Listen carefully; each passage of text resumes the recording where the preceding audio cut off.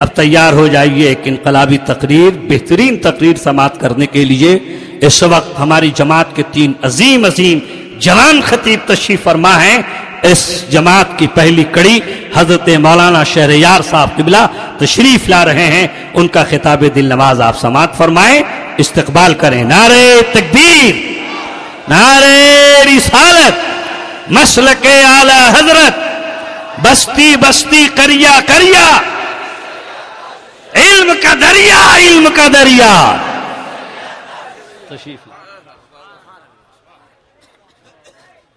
الحمدللہ الذی ہدانا للایمان والاسلام، والصلاة والسلام علی سیدنا محمد نبیہ الذی استنقذنا بہ من عبادت الاوثان والاصنام، وعلى آلہ واصحابہ النجباء البررۃ الکرام، اما بعد فاعوذ باللہ من الشیطان الرجیم، بسم اللہ الرحمن الرحیم۔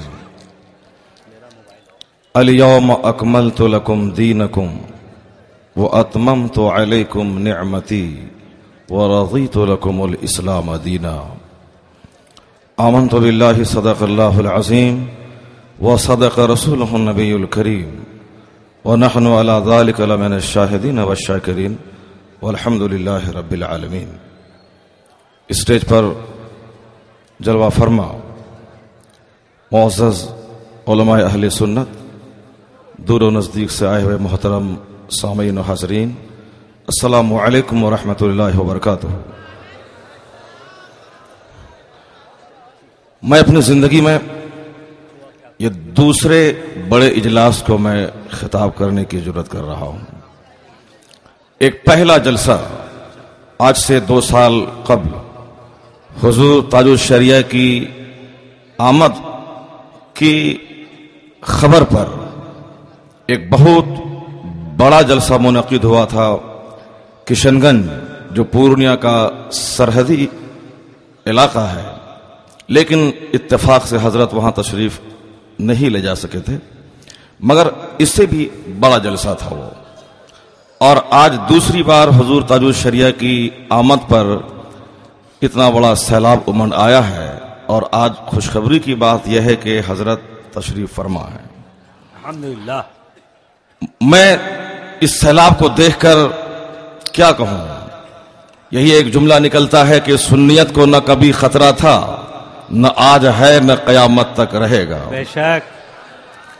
آج سے کچھ دن پہلے ہندوستان سے بہت دور رہنے والا ایک شخص،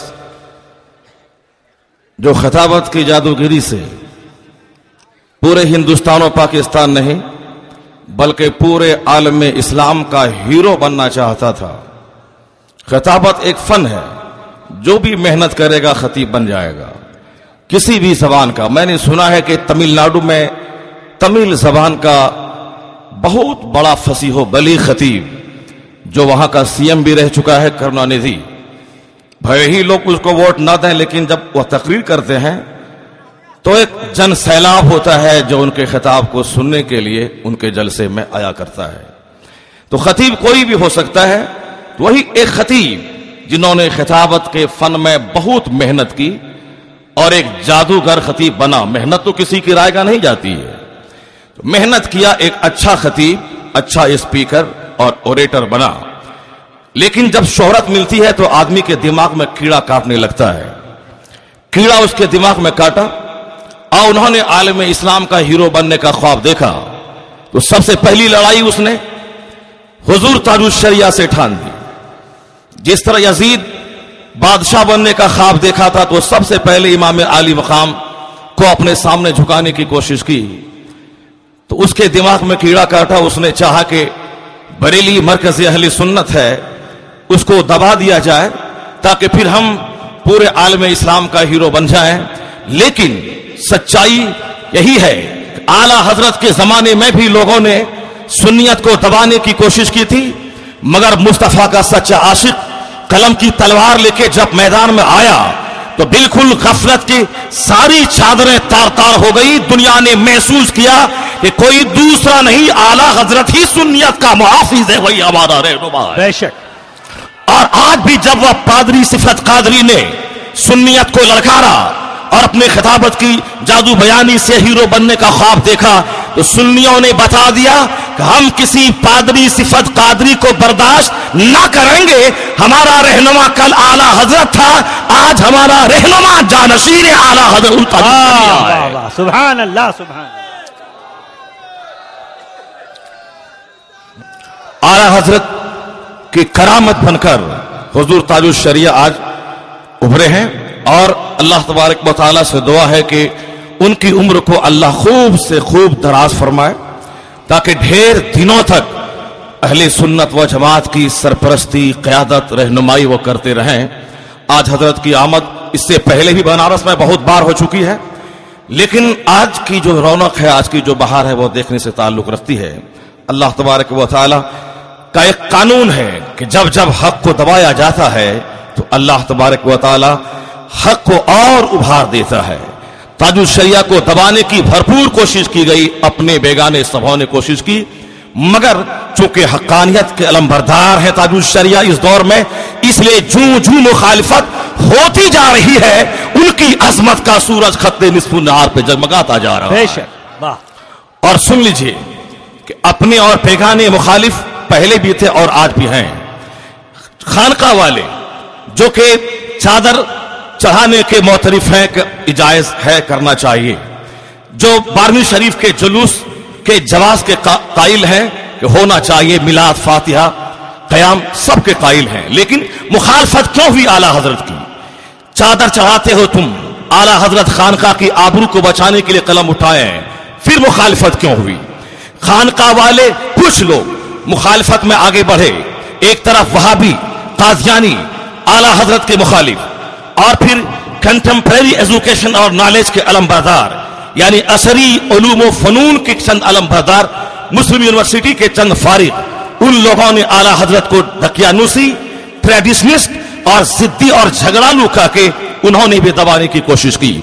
ہر طرف سے حملہ ہوا, بیگانے بھی, اپنے بھی, اور دنیاوی تعلیم یافتہ افراد نے بھی, اور ایک بہت بڑا دارالعلوم وہ بھی ان کی مخالفت کرتا رہا. ایسے میں کوئی دوسرا ہوتا تو آج 100 سال کے اندر اندر ان کا نام و نشان مٹ گیا ہوتا, لیکن ان تمام مخالفتوں کی آندھی کے درمیان ہر آنے والا دن اعلی حضرت کی عظمت کا خطبہ پڑھتا ہوا نظر آتا ہے. ہندوستان کی 20 سے زائد یونیورسٹیز میں ان پر تھیسس لکھ کر پی ایچ ڈی کی ڈگری لوگ حاصل کر چکے ہیں. امریکہ کی Berkeley university, Holland university, Oxford اور کیمبرج میں ان پہ ریسرچ کا جو ماحول آج دنیا میں بنا ہے, یہ اس بات کی دلیل ہے جو اللہ کے رسول کی عظمت پہ قلم چلاتا ہے اور اپنا سب کچھ ان کے قدموں پہ نچھاور کر دیتا ہے, تو اللہ اس کے نام کو دبنے نہیں دیتا ہے, مخالفتوں کے بیچ میں ان کو آسمان سے بھی زیادہ شہرت عطا فرما دیتا ہے. سبحان اللہ سبحان اللہ. نعرہ آج بھی چند لوگوں نے حضور تاج الشریعہ کو, کسی نے ان کو نابینا کہہ کر, کسی نے ان کی آنکھ, جبکہ بیماری کوئی بھی بیمار ہو سکتا ہے, اور آقا دو جہاں نے بیماری کی فضیلت بیان کرتے فرمایا ہے, یہاں تک کہ ایک کانٹا بھی کسی مرد مومن کو چبھ جائے اس کے بدلے میں اللہ اس کے گناہوں کو معاف فرما دیتا ہے. بیماری ایک بہت بڑی نعمت ہے. آقا دو جہاں بھی بیمار پڑے, بزرگان دین بھی بیمار پڑے. صدیق اکبر رضی اللہ تعالیٰ عنہ کے دانت میں درد تھا, کئی سال تک اس کو آپ نے چھپا کے رکھا. آپ کی کنیز نے کہا کہ آپ تو کہتے ہیں کہ جس سے اللہ خوش ہوتا ہے اللہ تعالیٰ اس کو مصیبت میں مبتلا فرما دیتا ہے اور صبر کی توفیق دیتا ہے, لیکن آپ کو تو میں بظاہر کوئی تکلیف میں دیکھتی نہیں ہوں. کہا کہ میرے بھی دانت میں خطرناک درد ہوتا ہے, مگر میں اس درد کا اظہار نہیں کرتا ہوں, درد سب کو ہوتا ہے. حضور تاج الشریعہ کو بھی مختلف امراض نے حملہ کیا, اللہ نے صبر کی توفیق دی ان کے درجات کو اور اللہ نے بڑھاتا چلا گیا. لیکن چند ایسے لوگ جن کے دماغ میں کیڑا کاٹا, ان کی بیماری کو لے کر حملہ کیا, آج وہ کہاں ہے؟ وہ اپنا دامن جھانک کے دیکھے, اور تاج الشریعہ کا قدم جس خطے جس آبادی میں پڑ جاتا ہے, قدم پڑتا ہے, سالوں سال رحمتوں کی بارش ہوتی رہتی ہے. واہ واہ.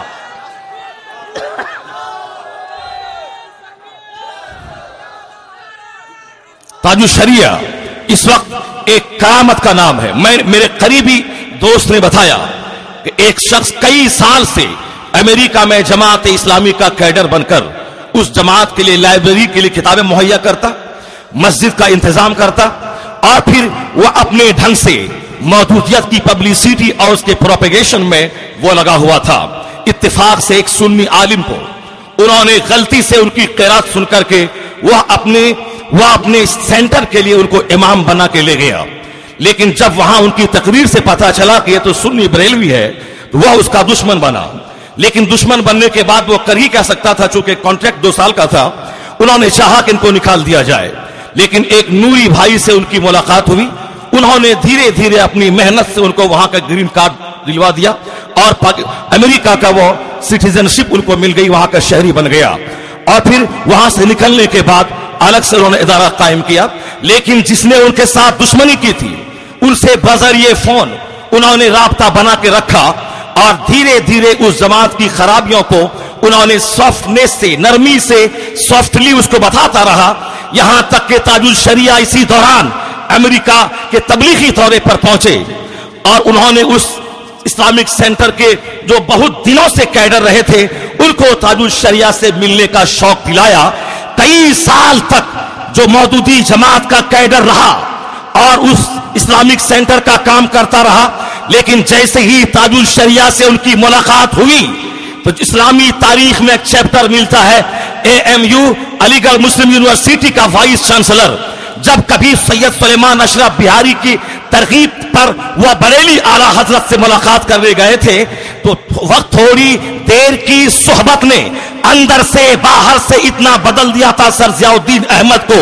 ٹائی پہننے والا, پینٹ شرٹ پہننے والا اور ماڈرن طبقے سے تعلق رکھنے والا سر ضیاء الدین احمد جب وہاں سے لوٹا یہ کہنے لگا آج تک میں علم لدنی کے بارے میں سنا کرتا تھا اور آج علم لدنی کا میں اپنی آنکھوں سے مشاہدہ کر رہا ہوں. جب وہاں سے لوٹا تو نمازی بھی بنا, انہوں نے ٹائی لگانا بھی بند کر دیا, یعنی ان کے حالات تبدیل ہو چکے تھے. وہی حال ڈاکٹر خورشید کا ہوا تو جماعت اسلامی کا کیڈر جیسے ہی جانشین اعلیٰ حضرت تاج الشریعہ پہ ان کی نظر پڑی, ان کی میٹھی گفتگو سماعت کی, کئی سال کا مودودی جماعت کا کیڈر وہ توبہ کر کے ان کا مرید ہو گیا. یہ اس بات کی دلیل ہے کہ تاج الشریعہ اس دور میں اسلام اور سنیت کی وہ نمائندگی کر رہے ہیں جو بھی محبت سے ان کے قریب کوئی گمراہ چلا جائے اسے بھی اللہ اس کے ذریعہ ہدایت عطا فرما دیتا ہے. تاج الشریعہ اللہ تبارک و تعالیٰ ان کے اقبال کو بلند فرمائے. وہ ایک خاموش بھولے بھالے سیدھے سادے قطب وقت کا نام ہے. سرکار غوث اعظم رضی اللہ تعالیٰ عنہ قطب الارشاد کے منصب پر فائز تھے اور ایک قطب کا کام ہے تقریر کرنا, کتاب لکھنا اور درس و تدریس کے ذریعہ مذہب اسلام کی خدمت کرنا. سرکار غوث اعظم کتاب بھی لکھتے تھے, درسگاہ میں پڑھاتے بھی تھے اور پھر خطاب کے ذریعہ دین کی خدمت کرتے تھے. آج اگر کچھ لوگ بولیں کہ صاحب پیر صاحب خطاب نہیں کرتے ہیں, وہ سرکار غوث اعظم کی زندگی کا مطالعہ فرمائے. غوث اعظم کے مجمع میں 70 ہزار لوگ شریک ہوتے تھے, کئی لاشیں نکلتی تھیں. تو سرکار غوث اعظم جو قطب الارشاد کے منصب پر فائز تھے کتاب بھی لکھتے, درسگاہ میں پڑھاتے بھی اور تقریر بھی فرماتے اور لوگوں کو بیعت بھی کرتے تھے. تو سرکار غوث اعظم کا جانشین وہی ہوگا جو درسگاہ کا مدرس بھی ہوگا اور ایک درسگاہ کا خطیب بھی ہوگا, خانقاہ کا پیر بھی ہوگا. سرکار اعلیٰ حضرت کے زمانے میں پنجاب کے ایک شیخ نے خواب میں غوث اعظم کا دیدار کیا, پوچھا سرکار اس وقت آپ کا دنیا میں جانشین کون ہے؟ تو شیخ پنجاب سے غوث اعظم نے کہا تیرے ہی ہندوستان کے شہر بریلی میں احمد رضا میرا جانشین.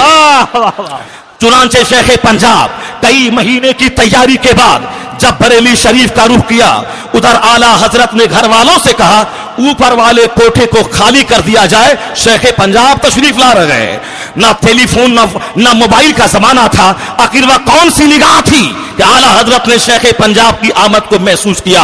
ہاں جو اللہ کا ہو جاتا ہے اللہ اس کا ہو جاتا ہے, اور ان کی نگاہوں سے غیب کے پردے ہٹ جاتے ہیں, وہ دور و نزدیک کا مشاہدہ کیا کرتا ہے. اعلیٰ حضرت کے پاس آئے, کئی دن تک قیام کرنے کے بعد جب شیخ پنجاب لوٹ کے گئے, مریدوں نے کہا کہ بریلی میں کیا دیکھا آپ نے, بھاری تیاری کے بعد آپ وہاں گئے تھے. آپ رونے لگے. جب آنسوؤں کا سمندر تھما تو شیخ پنجاب نے کہا مت پوچھو کہ میں بریلی میں کیا دیکھا, میں یہی دیکھا ایک طرف اعلیٰ حضرت ہے اور بیچ میں ایک پردہ لگا ہوا ہے, دوسری طرف سے مصطفیٰ جان رحمت ارشاد فرما رہے ہیں, احمد رضا لکھ رہے ہیں. آقا تو جہاں صلی اللہ علیہ وسلم کی عنایتوں نے اعلیٰ حضرت کو مجددیت کے اونچے منصب پر فائز فرمایا, اور اعلیٰ حضرت نے کتاب اور خطاب کے ذریعہ درس و تدریس کے ذریعہ دین کی خدمت کی. اس دور میں حضور تاج الشریعہ اعلیٰ حضرت کی نیابت کے فرائض انجام دیتے ہوئے انہوں نے ان تینوں برانچ کو ٹچ کرتے ہوئے انہوں نے خطابت کو بھی, درس و تدریس کو بھی, اور پھر انہوں نے بیعت و ارشاد کے ذریعہ سنیت کی خدمت کی ہے. اس لیے اور دوسری خانقاہوں کے پیروں کے مرید 4-5, 1 2,000 10,000 20,000 25,000 1 لاکھ 2 لاکھ جو جس طرح ہیں اسی طرح ان کے مرید ہیں. بحمدہ تعالی سرکار مفتی اعظم ہند کے زمانے میں ان سے زیادہ مرید کسی کا نہ رہا. 1.5 کروڑ سے زائد لوگوں نے ان کے ہاتھ پر بیعت کی, اور آج تاج الشریعہ کے ہاتھ پر کم و بیش 3 کروڑ سے زائد لوگوں نے بیعت کی. اس لیے سرکار غوث اعظم کا سچا جانشین, اعلیٰ حضرت کا وارث, مفتی اعظم ہند کا نائب کوئی دوسرا نہیں, اگر ہے تو حضور تاج الشریعہ ہے. نعرہ تکبیر, نعرہ رسالت, فیضان تاج الشریعہ, مسلک اعلیٰ حضرت. امریکہ کے ایک گریٹ فلاسفر وہ کہتے ہیں great man of the earth are but the marking stones of the road of humanity. اس سرزمین کے جو مہان پروش ہوا کرتے ہیں وہ مانوتا کی سڑکوں پہ چنھانکت پتھر کے سامان ہے, یعنی انسانیت کی راہوں پہ جو سنگ میل کی حیثیت ہوتی ہے, جس سے ایک مسافر ایک سڑکوں کے کنارے جو مارکنگ اسٹون یعنی سنگ میل ہوتے ہیں اس کو دیکھ کر ایک مسافر اپنی منزل کا تعین کرتا ہے اور منزل کا پتہ لگاتا ہے. اسی طرح اس سرزمین کے جو بڑے لوگ ہیں وہ انسانیت کی سڑکوں پہ لگے ہوئے چنھانکت پتھر کے سامان ہے. بڑے لوگوں میں ایک گریٹ کرکٹر بھی ہے, ایک گریٹ پولیٹیکل لیڈر بھی ہے, ایک گریٹ پروفیسر بھی ہے, یعنی ہر ڈپارٹ کے بڑے بڑے لوگ. لیکن ان تمام بڑوں کا قد چھوٹا ہے, اور جو گریٹ اسپریچول لیڈر ہو یعنی جو روحانی رہنما ہو وہی تمام لیڈروں میں بڑا لیڈر ہوتا ہے. اس لیے جب مقابلہ ہوتا ہے آقا تو جہاں سے کمپیریزن جب لوگ کرتے ہیں, اس نے اسلام کی رہنمائی کی, اسلام کے پروفیٹ ہوئے, تو نیوٹن نے سائنس کی دنیا میں ایک بڑا کارنامہ انجام دیا. لوگ کہتے ہیں گاندھی نے ہندوستان کے نرمان میں ایک بڑا کارنامہ انجام دیا. کوئی کہتا ہے گوتم بدھ نے وہ بھی ایک نئے مذہب کی تکمیل ڈالی. کوئی کہتا ہے ماؤ زے تنگ نے چائنا کے نو نروان میں بہت بڑا کارنامہ انجام دیا. لیکن حقائق کا پتہ لگتا ہے ان تمام لوگوں نے ایک برانچ کو ٹچ کیا ہے, ایک شعبے کو ٹچ کیا ہے, پھر بھی کما حق ہو اس شعبے میں اپنے ہی ملک میں ہر سطح کے لوگوں تک اپنا پیغام نہ پہنچا سکا.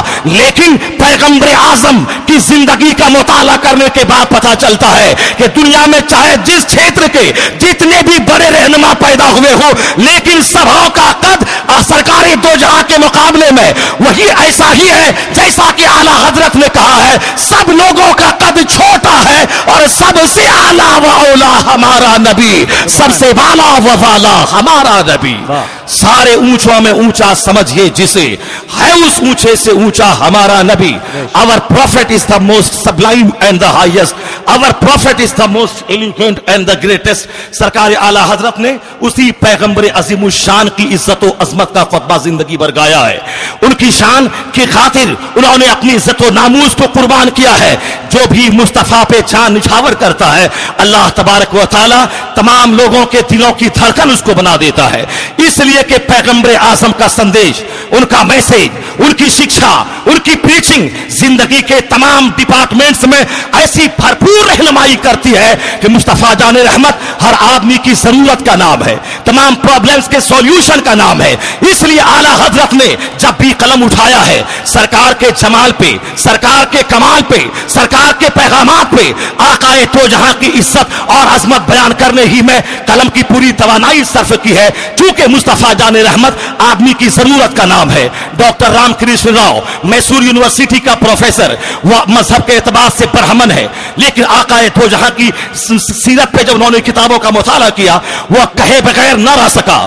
The personality of Muhammad, it is most difficult to get into the whole truth of it. Only a glimpse of it I can catch. What a dramatic succession of these picturesque scenes. This is Muhammad the Prophet, Muhammad the Warrior, Muhammad the General, Muhammad the Businessman, Muhammad the Saint, Muhammad the Orator, Muhammad the Statesman, the Refuge of Orphans Muhammad, Protector of Slaves Muhammad, Muhammad Emancipator of Women. In all these magnificent roles, in these departments of human activities, he is like a hero. Doctor Ram Krishan Rao نے اپنے حساب سے کہا کہ پیغمبر اعظم کی عظمت کی تہ میں اترنا یہ بہت مشکل ہے. ہم ان کے کمالات کا ایک چیپٹر کھولتے ہیں وہ ختم نہیں ہونے پاتا، ان کی کوالٹیز کا دوسرا باب سامنے آ جاتا ہے. ہم اس کی اسٹڈی میں لگ جاتے ہیں وہ ختم نہیں ہونے پاتا، ان کی خوبیوں کا تیسرا باب سامنے آتا ہے. ہم اس کے مطالعے میں لگ جاتے ہیں وہ ابھی فلفلمنٹ کو نہیں پہنچتا، ان کے کمالات کا چوتھا باب سامنے آ جاتا ہے. وہ کہتا ہے یہ مصطفیٰ ہے، مجاہد ہے مصطفیٰ، مجاہد ہے مصطفیٰ، خطیب ہے مصطفیٰ، معلم ہے مصطفیٰ، مسیحا ہے مصطفیٰ، عورتوں کی آبرو کے محافظ ہے مصطفیٰ، یتیموں کی پناہ گاہ ہے مصطفیٰ، بیواؤں کے رکشک ہے مصطفیٰ، انسانیت کو غلامی کی زنجیر سے آزادی دلانے والے ہیں مصطفیٰ. انسانی زندگی کے تمام شعبے میں ان کا کارنامہ دیکھ کر کہنا پڑتا ہے ایک عبقری لاجواب شخصیت کا نام ہے محمد مصطفیٰ صلی اللہ علیہ وسلم. واہ. اس لیے سرکار اعلیٰ حضرت فرماتے ہیں سارے اونچوں میں اونچا سمجھیے جسے ہے اس اونچے سے اونچا ہمارا نبی، سارے اچھوں میں اچھا سمجھیے جسے ہے اس اچھے سے اچھا ہمارا نبی. اس پیغمبر اعظم کی ٹیچنگز کو عام کیا جائے گا. انہوں نے جو کچھ دنیا کے امراض کی شفا کے لیے جو انہوں نے میتھڈز، جو میڈیسینز، جو فارمولاز دیا ہے اس فارمولاز کو عام کرنا ہوگا. اور سنی کہتے ہی اسے ہیں جو نبی سے محبت کرے اور نبی کی تعلیمات کو عام کرے. نبی سے محبت کا دعویٰ بہت لوگ کرتے ہیں مگر ان کا دامن گستاخی سے تربتر ہے. اس لیے اسلام کے ساتھ نہ کوئی وہابیت چلے گی، نہ کوئی قادیانیت چلے گی. اسلام کے ساتھ اور کوئی دوسرا اسم نہ چلے گا. اسلام کے ساتھ جو اسم فٹ ہے اور جو اسلام کے ساتھ مناسب ہے اور جو اسلام کی قیادت کرتی ہے جو جماعت، جو اسم، اسی کا نام سنیت ہے. اس لیے اسلام اور سنیت جہاں بھی ہے اسی کا دوسرا نام ہے مسلک اعلیٰ حضرت. اس سے مضبوطی سے دامن وابستہ رہے بیڑا پار ہو جائے گا. سبحان اللہ. اسلام اور سنیت، اور اسلام اور سنیت کا مطلب ہے پیغمبر اعظم کا چرچا کرنا، ان سے محبت کرنا، ان کی تعظیم و توقیر کے لیے جان چھڑکنا اور آخر سانس تک آقا دو جہاں کو اپنا رہنما مانتے ہوئے محبت کی چھاؤں میں ان کی سنتوں کی پیروی کرنا.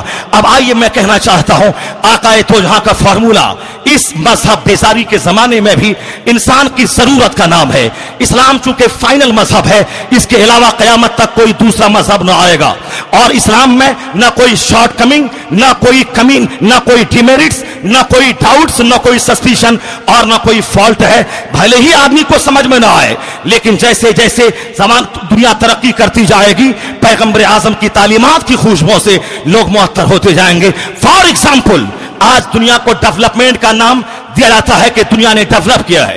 دنیا نے ترقی کی ہے، مگر یہ کون سا ڈیولپمنٹ ہے؟ امریکہ یورپ ہمارے انڈیا سے 100 سال پہلے ڈیولپ کر چکا ہے.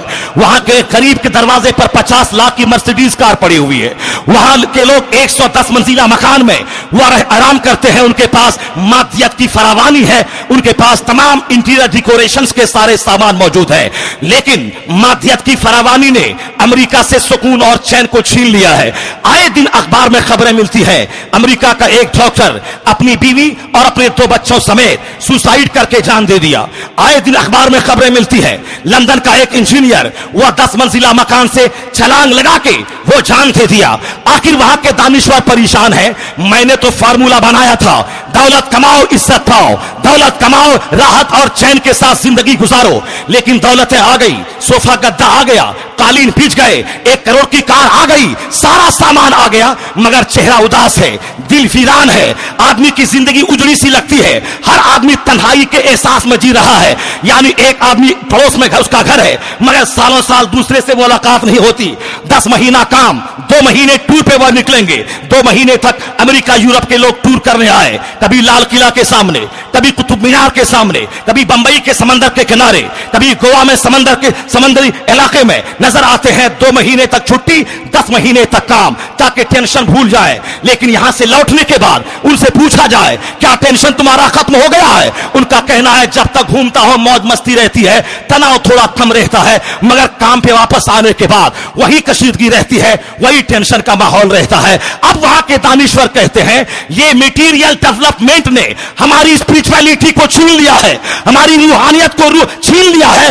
آخر ان خودکشی کے رجحانات کو کیسے روکا جائے؟ کون سا ایسا فارمولا اپنایا جائے تاکہ سوسائڈ کے رجحانات کم ہو جائے، اجڑا ہوا سماج آبادی کا منہ دیکھ سکے، یا دل جو سکون سے محروم ہے اسے قرار کی دولت دیا جا سکے؟ ایسے میں نہ کوئی نیوٹن کا فارمولا، نہ آئنسٹائن کا فارمولا، نہ ماؤ زیتون کا فارمولا، نہ مسولینی کا فارمولا کام آتا ہے. اسلام آواز دیتا ہے اے روحانیت سے محروم انسان، سکون کی تلاش میں تم نے اپنا فارمولا آزمایا مگر دل کو قرار نہ مل سکا، چہرہ روکھا ہے، پھیکا ہے، دل ویران ہے. اگر سکون چاہیے اس دل کو تو دل کی خوراک دے دو، دل کی غذا دے دو، اس لیے کہ سکون کا تعلق دل سے ہے. اور دل کو آرام نہ گدا سے، نہ صوفہ سے، نہ قالین سے، نہ مرسیڈیز کار سے ملتا ہے. دل کو آرام کس سے ملتا ہے؟ پیغمبر اعظم کا فارمولا ہے الا بذکر اللہ تطمئن القلوب، دلوں کو آرام اللہ کی یاد، اللہ کے ذکر سے ملتا ہے. یہ فارمولا امریکہ یورپ میں نافذ کر دیا جائے،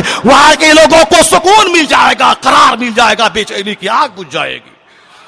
یہی وجہ ہے کہ ہر آئے دن اسلام لانے والوں کی تعداد میں اضافہ ہو رہا ہے. وہاں کا کوئی جاہل طبقہ نہیں، پڑھا لکھا اسکالر، سائنسداں اور وہاں کا بہت بڑا دانشور طبقہ اسلام کے قریب آتا جا رہا ہے.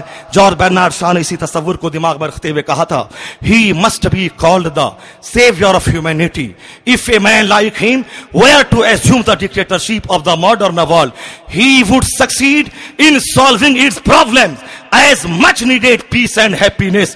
یعنی برنارڈ شاہ نے کہا تھا کہ آقائے دو جہاں صلی اللہ علیہ وسلم اپنے حساب سے ہی یعنی محمد دا پروفیٹ آف اسلام، اسلام کے پیغمبر صرف مسلمانوں کے رہنما کا نام نہیں، وہ تو انسانیت کے محافظ کا نام ہے، مانوتا کے مسیحا کا نام ہے. اگر ان کا سندیش اس زمین پہ نافذ کر دیا جائے، اگر کوئی اس پہ کے لیے اٹھے، he must succeed in solving its problems, وہ ضرور دنیا کے مسائل کو حل کرنے میں کامیاب ہو جائے گا. اس لیے انسانیت کے سب سے بڑے رہنما کا نام پیغمبر اعظم صلی اللہ علیہ وسلم ہے. اس رہنما سے محبت کا پیغام اعلی حضرت نے دیا ہے. اس عظیم الشان رہنما پہ جان چھڑکنے کا پیغام اعلی حضرت نے دیا ہے. اپنا رشتہ ان سے جوڑے رہنے کا پیغام اعلی حضرت نے دیا ہے. اس لیے آقائے دو جہاں انسانیت کی ضرورت کا نام ہے، مسلمانوں کی ضرورت کے نام ہے. میں آپ سے کہنا چاہتا ہوں، آج چلیے ہم لوگ ایک اسکول میں جاتے ہیں. اسکول کا ایک پرنسپل ہے، پرنسپل سے پوچھیے آپ صاحب، آپ کے ماتحت جو 25 ٹیچرز ہیں ان کے بارے میں آپ کا کیا کہنا ہے؟ وہ پرنسپل صاحب بولتے ہیں ہیڈ ماسٹر صاحب یہ سب کے سب کام چور لوگ ہیں. 10 بجے آنا چاہیے، 4 بجے اسکول چھوڑنا چاہیے. یہ آتے ہیں یہ لوگ 11 بجے, جاتے ہیں اسکول سے 3 بجے. کام چور ہیں اور حرام خور بھی ہیں. اب ان کے ماتحت ٹیچروں سے پوچھئے کہ تمہارے ہیڈ ماسٹر کا کیا حال ہے. وہ بولیں گے یہ ہمارے ہیڈ ماسٹر صاحب آتے ہیں 12 بجے اور جاتے ہیں 2 بجے, یا صرف 2 گھنٹہ رہتے ہیں اسکول میں, اور ہم سب سے زیادہ یہ تنخواہ بھی پاتے ہیں, اور پھر اسکول میں پوشاک فنڈ کا پیسہ یہ کھاتے ہیں, بھون نرمان کا پیسہ یہ کھاتے ہیں, اور صاحب کھچڑی کا پیسہ, مدھیان بھوجن کا پیسہ یہ کھاتے ہیں. تنخواہ ان کی 40,000 روپے ماہانہ ہے, مگر دیکھتے ہیں 25 لاکھ کی کار پہ چل رہا ہے. یہ پیسے آتے کہاں سے ہیں؟ اسکول کا سارا پیسہ یہ کھائیں. یہ خود حرام خور ہے اور ہم کو بولتا ہے کہ صاحب یہ لوگ کام چور ہیں. آپ چلیے ایک مدرسے میں 4-5 ٹیچر ہیں, سب اپنی اپنی درسگاہوں میں, کوئی کسی سے کم نہیں. میں کیوں ان کے پاس جاؤں؟ سب کا الگ الگ خیمہ ہے, کوئی کسی سے کم نہیں. وہ مدرسہ جہاں سے تقوی و پرہیزگاری, اخلاق کی بلندی, حلم و بردباری اور اخلاق کا پیغام دنیا میں عام ہوتا تھا. یونیورسٹیز اور اسکول جس درسگاہ کی رونق کو دیکھ کر کے آشاش کرتے تھے, وہاں کا ماحول اس پہ قربان ہونا چاہتا تھا. لیکن آج مدرسہ ویران ہوا, غرور نے کھا گیا ہے. سب کا الگ الگ خیمہ ہے, کوئی کسی سے کم نہیں ہے, اور جس کے پاس بیٹھے دوسروں کی شکایت, دوسروں کی غیبت. ایک مسجد کا امام, ایک مؤذن سے پوچھیں, یہ امام سے اچھی قرات تو میں کر لیتا ہوں. امام صاحب سے پوچھیں مؤذن کیسا ہے, بولے گا بودو قسم کا آدمی ہے اور یہ متولی کی چاپلوسی کر کے یہاں رہ رہا ہے, ورنہ نہ آزان دینا آتا ہے نہ صاحب کے اور کوئی ڈھنگ اس کو ہے. ہر جگہوں پہ ایک بیوی سے پوچھیں آپ کے شوہر کیسے ہے, بیوی بولتی ہے یہ ہماری مجبوری ہے کہ میں شوہر کے ساتھ رہ رہی ہوں, ورنہ ایسا ظالم شوہر میں نے کہیں نہیں دیکھا. شوہر سے پوچھیں آپ کی بیوی کیسی ہے, شوہر بولتا ہے بچے پیدا ہو گئے ہیں, یہ ہماری مجبوری ہے ان کے ساتھ رہنا. لیکن ایسی ضدی اور چڑیل قسم کی عورت میں نے کہیں نہیں دیکھا. محبت اور خلوص کا فقدان ہے. ہر جگہوں پہ جب زبان کھلتی ہے غیبت اور شکایت. ایک سماج کا لیڈر MLA MP بن کے گیا, ایک بار اتفاق سے ہار گیا, وہ ہم کو گالی دیتا ہے ہماری قوم نے مجھ کو دھوکہ دیا. یہ دھوکے باز قسم کے لوگ ہیں. وہ جانے کے بعد جائیں, چاہے وہ شراب پیئیں یا اپنے کوٹھے میں اپنے پارلیمنٹ میں سے جو اس کو میرا ہاؤس ملا ہے اس میں عیاشی کریں, اس سے مطلب نہیں. وہ گالی ہم کو دیتے ہیں. وہ میں کہتا ہوں رعایا کے نزدیک رائی کی قدر نہیں, رائی کے نزدیک رعایا کی قدر نہیں. پوری دنیا میں انتشار کا ماحول برپا ہے. اس کا علاج ہے کس کے پاس؟ ہندوستان کا پردھان منتری راجیو گاندھی جی نے کہا تھا کہ ہم یہاں سے 100 روپے بھیجتے ہیں تو میرا آخری شہری کے پاس صرف 16 روپے پہنچتا ہے.